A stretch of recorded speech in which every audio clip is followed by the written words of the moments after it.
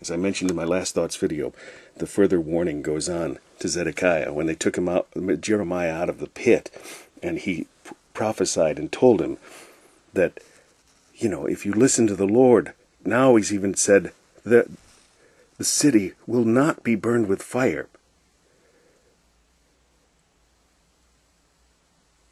Somewhere it says it here. If you listen to it, you'll hear that's what he told him. But listen to this, it's amazing. Zedekiah was more afraid of the Jews than he was afraid of God. He wouldn't change his decision based on what God said. He was afraid that he would be mocked.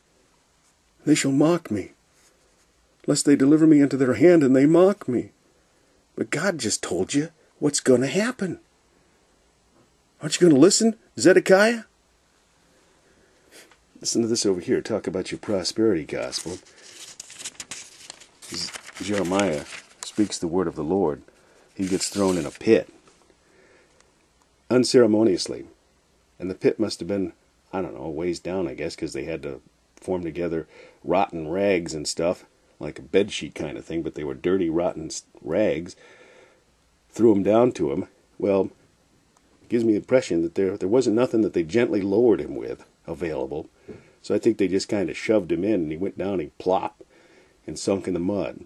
And I don't know how long he was there, but fortunately the Lord sent by Ebed-Melech, the Ethiopian of the eunuchs. Isn't that interesting too? Remember the Ethiopian eunuch that Philip spoke with in Acts 8? Interesting. But he went and spoke before Zedekiah and said, we got to let him out. He could die in there. And then,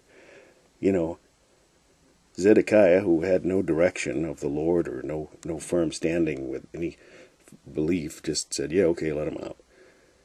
Here's another example of Zedekiah's wimpiness. Therefore the princes said unto the king, this is when they all decided to have him thrown in. Actually, I goofed up here. I think what I said that, Zedekiah had him thrown in.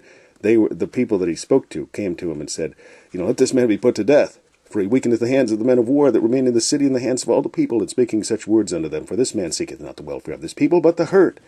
And then Zedekiah doesn't stand up for anything that he believes, as far as, what he thinks is, good reason to leave him there, or allow them to do it, or tell him, no, don't do it.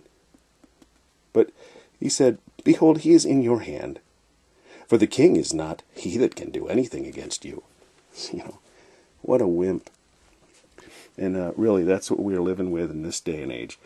Even preachers, pastors, who've been pastors for years, will not take a stand for what's truth and what's right. Here we're going to be going into more prophecies, and maybe we'll get into the part still we haven't heard, where God tells him that his sons and his family would live, Zedekiah.